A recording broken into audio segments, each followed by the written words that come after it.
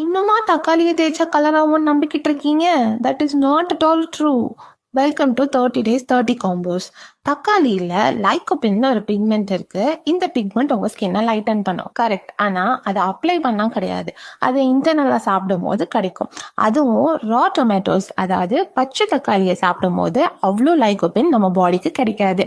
So அதை boil பண்ணியோ இல்லை சாட்டே பண்ணியோ நீங்க சாப்பிடும் போது கொஞ்சம் இன்க்ரீஸ் பண்ணலாம்.